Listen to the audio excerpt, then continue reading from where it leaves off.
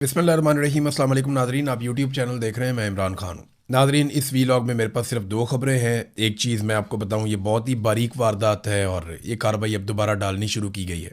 ये पहले भी किया गया था, अब दोबारा किया जा रहा है।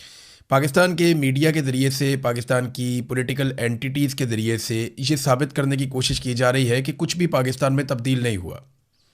जो कुछ पाकिस्तान में 2024 के इंतखाबात में हुआ, ये हमेशा से होता है। जैसा जुल्म, बर्बरियत और तशद्दुद पाकिस्तान की मिलिट्री एस्टेब्लिशमेंट ने किया, ये नॉर्मल चीज़ है, ये कोई नई चीज़ नहीं है। दहशतगर्दी पहले भी थी, दहशतगर्दी आज भी है। मईशत के साथ जो इमरान खान के दौर में हुआ, वही अभी हुआ। जो सहाफ़ियों के साथ या मीडिया के साथ इमरान खान ने किया, बिल्कुल वही चीज़ें आज भी हो रही हैं। ये दावा किया जा रहा है और ये एक तासुर दिया जा रहा है, लेकिन फैक्ट्स कुछ और है। हकायक जब मैं आपके सामने रखूँगा, और पहले कई मरतबा रख चुका हूँ, जब जब ये प्रोपेगेंडा किया जाता है, देखिए मिलिट्री एस्टेब्लिशमेंट अपने जुल्म को जस्टिफाई तो कर नहीं सकती, तो वो एक तरीका ये निकालते हैं कि वो ये बावर करवाते हैं कि ये जुल्म तो हम हमेशा से कर रहे हैं, तो आज आप क्यों शोर उठा रहे हैं। ये भी एक तरीका वारदात होता है ना। बहुत सारे सहाफ़ी ये कहानी सुनाते हैं कि जनाब नहीं नहीं, इमरान खान के दौर में ये चीज़ बहुत बुरी थी, नहीं इमरान खान के दौर में तो मीडिया के साथ ये हो गया था, वो हो गया था। हुआ था, लेकिन आप इस दौर के साथ मुवाजना नहीं कर सकते। ज़मीन आसमान का फ़र्क हो जाता है। देखें, समझने की बात है। इमरान खान के दौर में मीडिया के साथ बहुत कुछ बुरा हुआ जो नहीं होना चाहिए था, और वो काबिल मुज़म्मत था। और जो कुछ भी हुआ उस पर उस वक्त मैंने भी आवाज़ उठाई, बाकी सारे मीडिया ने भी आवाज़ उठाई, हम लोगों ने तब भी एहतजाज किया था। लेकिन उस दौर का मुवाजना आप इस दौर के साथ तो कर ही नहीं सकते ना, मुमकिन ही नहीं है। मैं कुछ चीज़ें आपको बताता हूँ कि तो देखें, कहते हैं इलेक्शन चोरी हुआ तो पहले भी हुआ था, सहाफ़ियों पर सख्ती आई तो पहले भी आई थी, मईशत तबाह हुई तो इमरान खान ने भी की थी। अब ये कहते हैं इस तरह से, लेकिन फैक्ट्स आप देखेंगे, जो कुछ 2024 के इंतखाबात में हुआ, ऐसे तारीख में पहले कभी नहीं हुआ। इंतखाबी निशान छीन लिया गया, पहले नहीं हुआ। उम्मीदवार अगवा कर लिए गए, पहले नहीं हुआ। कागजात नामजदगी जमा करवाने जा रहे हैं, रस्ते में कागजात ही छीन लेते हैं, ऐसा हमने पहली दफ़ा देखा। जलसे और जुलूसों पर एक पॉलिटिकल पार्टी जो इलेक्शन में है उस पर मुकम्मल तौर पे पाबंदी लग गई, ये भी हमने पहली दफ़ा देखा। एक पॉलिटिकल पार्टी का झंडा आपको कहीं नज़र नहीं आया, पोस्टर और बैनर कहीं नज़र नहीं आया, ये भी हमने पहली दफ़ा देखा। वोट मांगने तक पे पाबंदी लगा दी गई, ये भी हमने पहली दफ़ा देखा। 6 माह से एक लीडर मुकम्मल तौर पे गायब था, ना उसकी तस्वीर, ना उसकी ऑडियो, ना उसकी वीडियो। अगवा बराए बयान तवातर के साथ हो रहे थे, जबरी तौर पे लापता किया जाता था उम्मीदवारों को। वो वापस आते थे, कहते थे जी हम पीटीआई से और इमरान खान से हमारा कोई ताल्लुक नहीं है। ये इससे पहले हमने नहीं देखा था। फिर वफादारियां जानबूझकर छुड़वाई गई, दबाव डालकर लोगों पर। चादर और चार दीवारी का तकद्दुस जिस तरह पामाल किया गया इन इंतखाबात से पहले हमने नहीं देखा। हजारों कारकुनों को जेलों में भरकर एक पॉलिटिकल पार्टी को इलेक्शन में उतारा गया, ये भी नहीं देखा। इंटरनेट और मोबाइल फोन बंदिश, यानी ये सारा कुछ भी किया गया। और जब इससे भी कुछ नहीं बना तो रिजल्ट ही तब्दील कर दिया गया। फॉर्म 45 के मुताबिक फॉर्म 47 जारी ही नहीं किए गए। देखें, ये सारी चीज़ें, कोई एक चीज़ किसी इलेक्शन में हो गई, कोई दूसरी चीज़ किसी इलेक्शन में हो गई, कोई एक आधी चीज़ थोड़े बहुत पैमाने पे एक इलेक्शन में हो गई, ये सारे हथकंडे मिलाकर एक इलेक्शन में इस्तेमाल किए गए।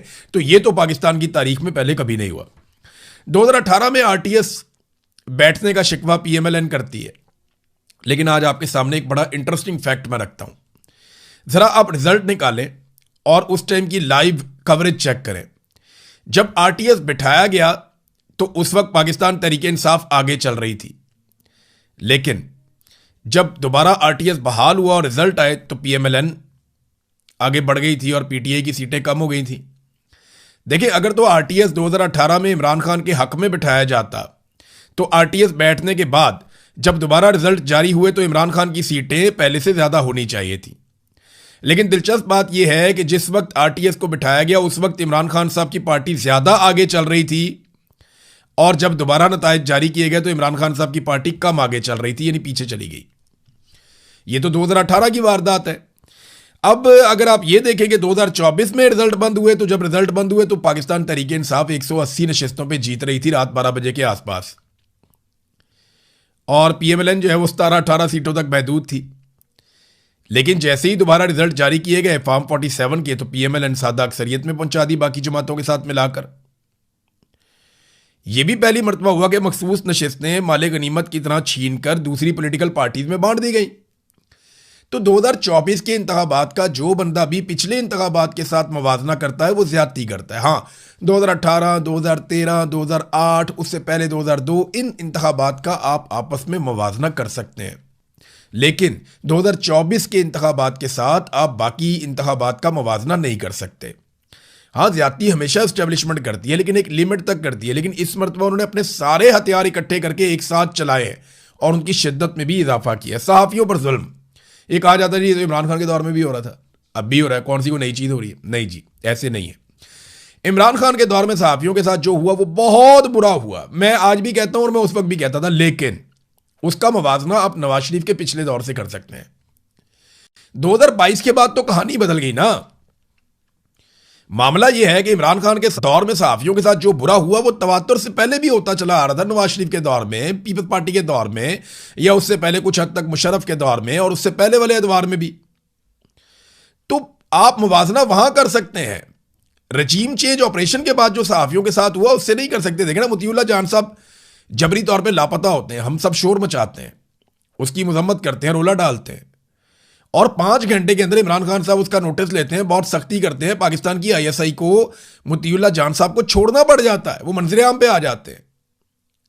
जबकि मुझे जबरी तौर पे लापता किया जाता है और सारे शोर मचाते हैं, सब बोलते हैं।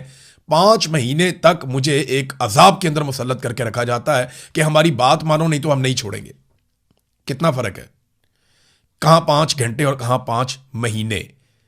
मोतीउल्लाह जान को भी अगर इस दौर में उठाया जाता, अगवा किया जाता, जबरी तौर पे लापता किया जाता, हो सकता है वो 5 महीने क्या 1 साल उनको ना छोड़ते।